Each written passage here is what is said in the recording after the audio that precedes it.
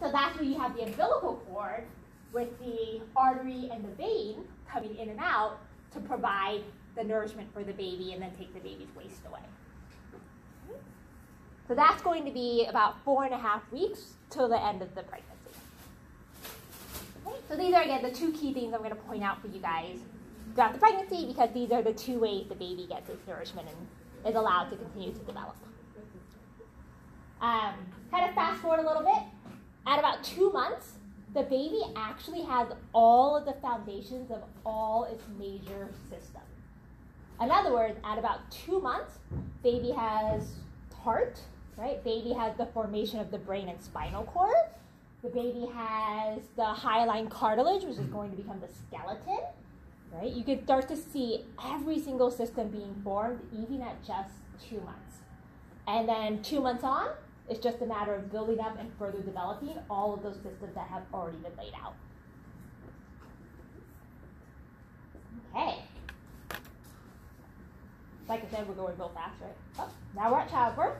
So at childbirth, we have 3 stages. Parturition is the scientific term for childbirth, so the same thing. So the 3 stages we have here is, well, think about first. If a woman is going into labor, what are some signs she knows, oh, I'm going into labor? Contractions, yeah, that's normally a big one, right? And water breaks, right? Those are kind of normally the 2 things that you know, hey, you're getting close. So that actually coincides with the very first stage. The first stage, although it's called dilation, we call it dilation because that's talking about the cervix, which is, remember, the opening to the uterus. So when we say dilation, dilation means to open up. So that's when they say, hey, your cervix is dilated 2 centimeters, 3 centimeters, 4 centimeters. So that dilation of the cervix is what this first stage is named after. And importantly, during this process is when your amniotic sac ruptured. And the amniotic sac is the equivalent of the water breaking. Yeah. My mucus plug broke. Sorry, guys. Broke So, so I was like, I thought I was like talking already, but they were like, no, we wait like a day or 2. And yeah. So they had to actually go in and break my bag. Oh, okay. It was weird. So the mucus plug, right, is separate from the actual amniotic sac. So the mucus plug is actually at near the cervical opening too, and so that plug can come, and then of course some fluid will come out then, but that's not the equivalent of your entire amniotic sac rupturing. But usually that comes around the same time or after, which is why normally the water breaking is normally the first sign and the closest to the childbirth. All right. So then after the water breaks and the cervix is dilating, then the mom can go through the actual delivery of the baby. So that's called expulsion, which is, again, the baby physically moving through the cervix and the vaginal canal. And then often not talked about, but very important, is still after the baby is delivered, the mom has to make sure that the placenta is delivered. In other words, that the placenta exits the uterus. If the placenta stays in the uterus, that can actually be toxic for the mom. So last stage is the placental stage, which is when you actually have delivery of the placenta. And another common name is just the afterbirth. Yeah, they know. Why would they want to eat Why would what? They want to eat the placenta. So there's some cultural things about, hey, the placenta, you can eat it. So think about what was the purpose of this placenta when the baby was growing? Nutrients. Yeah, so the idea is that the placenta is this nourishing tissue. So the concept behind eating the placenta is you're actually eating those nourishments that was used for the baby, and so the mom's retaining those nutrients. Okay. Yeah. Like what are some women have C-sections? Is it because they can't Yeah, absolutely. So I'm describing the process of a vaginal birth, right, which is the natural birth. But of course, some women have C-section, which is when they can't go through the process of the expulsion by themselves. So whether or not the contractions aren't strong enough, right, or maybe the baby's breached, in other words, not head down, so it's not dynamic for the mom to push the baby out. So then that's where a C-section comes in. And again, even if like the water breaks and the female's progressing in labor, you have only a certain amount of time to make sure the baby's delivered, because now we're already starting this transition for the baby to not rely on the mom for nutrients and start to rely on itself. So you have to make sure the baby gets out in a timely manner. So in the C-section, they're going to cut open the layers of skin to access the uterus directly.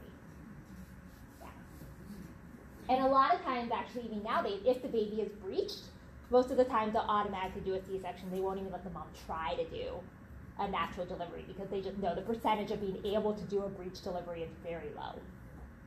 What's the breech? What? What's the Breached is what, so usually see When the the head head's the normally other way. faces down, right? And so that's aerodynamic for the head to get out of the cervix and the vagina. Breached is when the buttocks are facing down. And so again, when the buttocks are facing down, that's not as aerodynamic, and it's also a lot larger because now the buttocks and then the head has to come through like that. And again, usually the mom can't naturally expel the baby that way.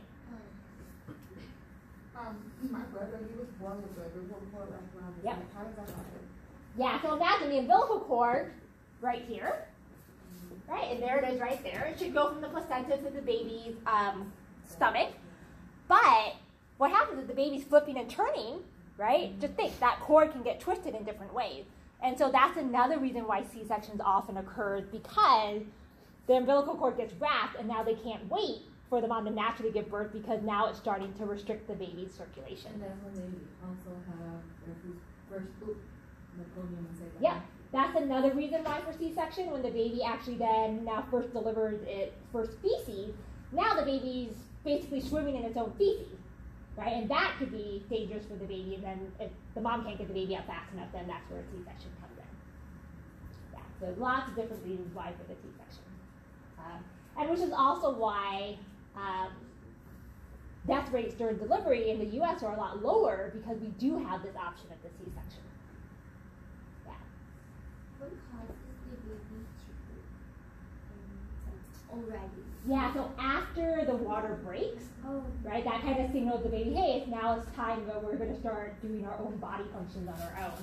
And so then normally within a certain amount of time after that, that's when the baby can start actually passing its own waste through the digestive system instead of using the mom's umbilical cord. It's only after the water. Usually, yeah. Yeah, great question. Yeah. So I've heard that like sometimes when the baby like already like is dead, that you start to push it out. So I was wondering like why don't they do a C-section? Yeah, so yeah, it's really unfortunate. Sometimes they know if the baby has already passed, like they can tell it doesn't have a heartbeat anymore, but sometimes they still have the female deliver vaginally the baby. Why wouldn't they do a C-section? So think about a C-section. A C-section is a pretty invasive surgery, and it takes a while to recover from, right? So you're actually cutting through, you're opening it up, and then you're gonna have to stitch back, and then the mom's going to have to heal from that. So if the mom is still able to do a vaginal delivery, the chances of more permanent damage to her body is a lot less. I know it's emotionally it's a lot harder, of course, but again, the overall physical damage to the mom is going to be less if she can still do a vaginal delivery as opposed to actually cutting open for the C-section. Yeah. Other questions? After they do a C-section, how long does it usually take to heal? And not like just the outside wound, but like let's say Yeah. you have 3 layers. Yeah. Oh, the layers. of skin. Right, because now you do the C-section, you got to go through all the layers of the stomach, right? So you got to go through external obliques, rectus abdominis, external obliques, internal obliques, and transversus abdominis. So how long does it take for all of that to heal? I've actually seen a lot of my friends have C-sections, and on average about a month is what they say is kind of when they're back and like walking around. You still can't like carry and lift and bend and things like that, but around a month, depending on, again, depends on many things, like, you know, how healthy the mom is and whatnot. And would that be just the outside or? All the way through, outside and inside. But you still feel it because I feel mine. Oh yeah, you still Like, feel I it. still feel a stretch. Yeah. Like if it's weak and stuff. Right, yeah, so it's not like it's completely, it's like 100% normal. About a month is like when you kind of go back and you can kind of normally function, if you will, right? But they make me walk. Yeah, walk, basic. I mean, that first day they make you walk too, so. Yeah. And it also depends on the doctor. Oh yeah, yeah, absolutely. So many factors. Okay, other questions? All right. Yeah, one more question? Yeah, I was wondering, is there like a disease where like people have a fear of childbirth? I'm most certain there's a specific phobia. But I was there, girl. Yeah, there's a phobia for everything. So it would not surprise me if there is a specific phobia, and research has probably been done on that, where there's the actual fear of childbirth, and for probably very good reasons. Yeah. All right. Okay. So, little summary of what we just talked about. Pregnancy begins with fertilization when the sperm and oocyte, which is the egg, fuse their DNA.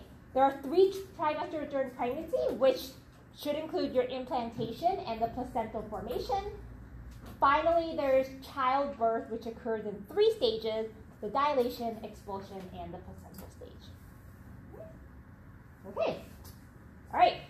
So now let me explain to you guys our rest of the period, which we have about the right time. What I have for you guys is some questions. I'm going to post these questions on Canvas, so you will have copies of them. What I have is about 1 to 2 questions per lecture. The questions are more broad, kind of hitting the big concepts. The way I set it up is that when you read the question, you also read the multiple choice answers. It should be getting you to think about some of the various things we've talked about in each of these lectures. So what I want you guys to do is get into your groups, go through it with your groups. You're going to basically circle the best answer after discussing, think about why some are right, why some are wrong. And at the end, what we're going to do is we're going to go through, I'll give you guys about a half an hour to go through this. Then we'll spend about 15 minutes of the class going through them together. And when we go through them together, I'm going to give each group a clicker. And you'll be able to just click in your answer that you've already selected.